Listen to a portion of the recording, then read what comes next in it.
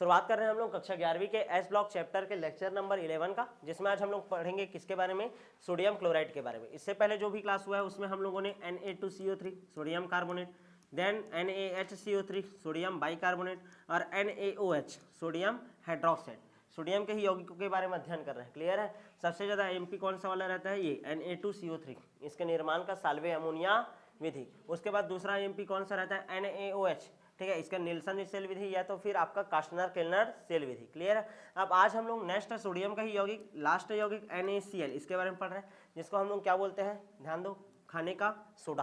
क्या बोलते हैं, खाने का सोडा या खाने का नमक, साधारण नमक, साधारण नमक, सॉरी खाने का सोडा बोल रहा था, यह है साधारण नमक।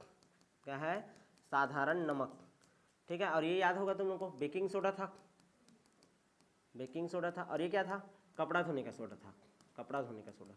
क्लियर है कि नहीं, कपड़े धोने का सोडा। और इसको क्या बोलते थे, याद करो, दाहक सोडा। क्या बोलते थे, दाहक सोडा। समझ आ रहा है कि नहीं, क्लियर है। तो सब के सब किसके यौगिक हैं, सोडियम के ही यौगिक हैं। किसके हैं, सोडियम के। तो NaCl के बारे में पढ़ेंगे, ज़्यादा टाइम, ज़्यादा यानी कि इसका है नहीं, ज़्यादा डिटेल आता भी नहीं है, ठीक है। अच्छा, उसके बाद सोडियम और पोटेशियम के जैविक महत्व आप लोगों को खुद से पढ़ना है, हल्का सा थोड़ा सा बता दूंगा मैं, हिंट दे दूंगा। क्लियर है। तो ध्यान देना, सोडियम क्लोराइड कैसे प्राप्त करते हैं। सबसे पहले तो इसका निर्माण विधि देखते हैं, हेडिंग डालो NaCl। अच्छा, अनुभार कितना होगा, सोडियम का कितना होता है 23, और इसका कितना होता है 35.5। तो जोड़ लो भाई, 5 3 8 3 2 5, 58.5 आएगा, 58.5 AMU। परमाणु भार कितना है, 58.5 AMU। यहाँ तक क्लियर है। निर्माण विधि कैसे है, निर्माण विधि ध्यान दो, समुद्र वगैरह से अपरिष्कृत नमक निकालते हैं, अपरिष्कृत नमक, जिसमें से नमक को अभी निकाले नहीं है, बहुत सारा लवण है उसमें, ठीक है। उसके बाद उसको हम लोग किस में मिलाते हैं, जल में। किस में मिलाते हैं, जल में। उसके बाद उसको छानते हैं, ठीक है ना, जिससे कि जो भी अघुलनशील अशुद्धि है, जो पानी में घुलता नहीं है, वो क्या हो जाएगा, अलग। अघुलनशील अशुद्धि क्या हो जाएगा आपका, अलग हो जाता है। क्लियर है कि नहीं, जो भी रेत वेत रहेगा जी, ठीक है, तो वो सब क्या हो जाएगा, अलग। उसके बाद ध्यान देना, इसको छनित्र लेकर के क्या करेंगे, छानेंगे, छनित्र से क्या करेंगे, छानेंगे। उसके बाद उसको क्या करेंगे, ठंडा करेंगे।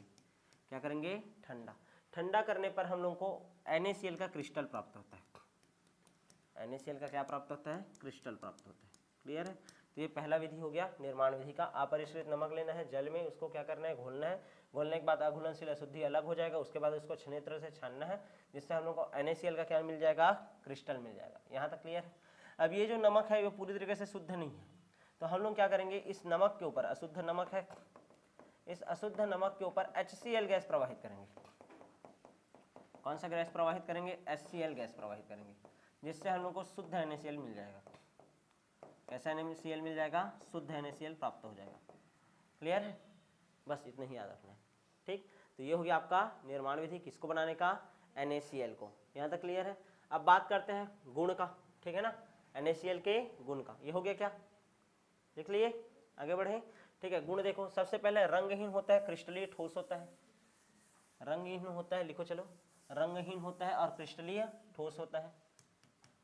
रंगहीन होता है और कैसा होता है, क्रिस्टलीय होता है, ठोस होता है, क्रिस्टलीय ठोस होता है। क्लियर है। दूसरा गुण याद रखना है, जल में बहुत अधिक घुलनशील है, जल में बहुत अधिक घुलनशील है। ये दो भौतिक गुण हो गया। दो रासायनिक गुण देख लेते हैं, ठीक है। देखो तो रासायनिक गुण देखो, रासायनिक गुण, ये भौतिक गुण हो गया ना। रासायनिक गुण देखो, पहले H2SO4 के साथ क्रिया, 2NaCl लिया, H2SO4 लिया, ठीक है। क्या बनेगा, चलो बताओ, Na2SO4। क्या बन जाएगा, Na2SO4, और क्या अलग हो जाएगा, 2HCl, 2HCl। क्या अलग हो गया, 2HCl। यहाँ तक क्लियर है कि नहीं, आया समझ में। Na2 था ना 2, और SO4, Na2SO4 निकल गया, 2 Cl है और 2 H है, 2HCl निकल गया। क्लियर। उसके बाद देखो किससे क्रिया, AgNO3 से क्रिया, मोस्ट टाइम रिएक्शन, AgNO3 से क्रिया, सोडियम नाइट्रेट से क्रिया, अवक्षेप देता है NaCl प्लस AgNO3, ठीक है ना। ये बन जाएगा हमारा AgCl का श्वेत अवक्षेप, ठीक है, वाइट प्रेसिपिटेट बोलते हैं, वाइट सफ़ेद अवक्षेप ना, वाइट, ठीक है ना, अवक्षेप। और ये ना 1 सेकंड से भी कम समय में होता है, एकदम तुरंत सफ़ेद अवक्षेप मिलता है। क्लियर है। AgCl निकल गया और क्या मिल जाएगा, NaNO3। अति तीव्र अभिक्रिया का उदाहरण है इसका, अति तीव्र अभिक्रिया। कितना रासायनिक गुण पढ़ लिए हम लोग, 2। कितना पढ़ लिए, 2। क्लियर है, आगे बढ़ जाए क्या, नेक्स्ट देखिए, हो गया। अब बात करते हैं इसका उपयोग का, ठीक है ना। बताओ NaCl का क्या क्या उपयोग है। सबसे पहले टेबल सॉल्ट के रूप में, टेबल सॉल्ट मतलब खाने के नमक जी, ठीक है। दूसरा NaOH का निर्माण इसी से कर रहे थे, NaOH और N2CO3 के निर्माण में इसका उपयोग होता है, निर्माण में उपयोग होता है। 2 ठोकों के उपयोग। तीसरा परिरक्षक के रूप में, भोज्य पदार्थों को संरक्षित रखने के लिए हम लोग किसका उपयोग करते हैं, नमक का। किसका, नमक का। और तीसरा हिम मिश्रण बनाने के लिए। हिम मिश्रण समझ रहे हो, कुल्फी वाले लोग जो आते हैं ना, ठीक है, तो वो बर्फ रखे रहते हैं, तो बर्फ जल्दी मत पिघले करके उसमें क्या डालते हैं, नमक डालते हैं, ठीक है। तो वो हिमांक में अवनमन कर देता है, इसके कारण बर्फ जल्दी पिघलता नहीं है। और जो कुल्फी वगैरह उन लोग रखे रहते हैं वो क्या रहता है, ज़्यादा देर तक ठंडा रहता है। क्लियर है, तो हिम मिश्रण बनाने में भी उपयोग होता है, 12वीं में पढ़ोगे ये सब। क्लियर है, तो इस तरीके से आपका NaCl वाला टॉपिक क्या हो गया, कंप्लीट। क्लियर है, अब बात करते हैं, ध्यान दो, ये हो गया ना, समझ आया कि नहीं। अब बात करते हैं हम लोग क्या, सोडियम और पोटेशियम के जैविक महत्व के बारे में। ये जैविक महत्व हमारे बॉडी के अंदर, ध्यान देना, ठीक है, सोडियम और पोटेशियम आयन का अभिगमन होता है। तंत्रिका तंत्र रहता है ना, तो तंत्रिका तंत्र में जैसे कि कोई भी सूचना का प्रवाह करना है, ठीक है, तो उसके लिए हमारे बॉडी के अंदर सोडियम और पोटेशियम का आयनिक बैलेंस क्या होना चाहिए, संतुलित होना चाहिए। क्लियर है, यदि किसी भी एक आयन का मात्रा कम हो जाता है तो सूचना का प्रवाह नहीं होगा। जैसे यहाँ पास चिमटी काट रहे हैं तो ये ब्रेन तक पहुँच रहा है, ठीक है ना, तो उसके लिए जिम्मेदार सोडियम और पोटेशियम लवण है। समझ आ रहा है नहीं।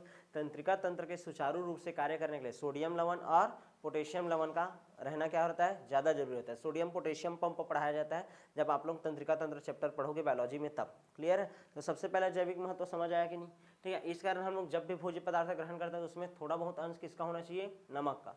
नमक ऐसे खाओगे भी नहीं ना, तो जो दूसरे प्लांट वगैरह खाओगे तो उसमें NaCl का मात्रा रहता है, कंटेंट रहता है, तो हमारे बॉडी को उससे NaCl मिल ही जाता है। क्लियर है कि नहीं। तुम लोग देखे होगे बीपी डाउन हो जाता है, नमक का मात्रा कम होता है तो बॉडी का, शरीर शांत हो जाता है। नमक का मात्रा ज़्यादा हो जाता है बॉडी में तो शरीर में क्या आ जाता है, सूजन आ जाता है, स्वेलिंग आ जाता है, नमक कम करो बोलते हैं। समझ आ रहा है कि नहीं। तो ये होता है आपका सोडियम और पोटेशियम का जैविक महत्व। बहुत सारा इसका महत्व है, बुक से आप लोगों को इसको क्या कर लेना है, पढ़ना है। क्लियर है, तो अब जो नेक्स्ट क्लास होगा उसी में ही हम लोग, अब ये तो हो गया आपका कौन सा, एस ब्लॉक का पहला क्षार धातु के बारे में। अब जो नेक्स्ट क्लास होगा उसमें हम लोग किसके बारे में पढ़ेंगे, किसके यौगिक के बारे में, क्षारीय मृदा धातु के। तो मिलेंगे आप नेक्स्ट क्लास।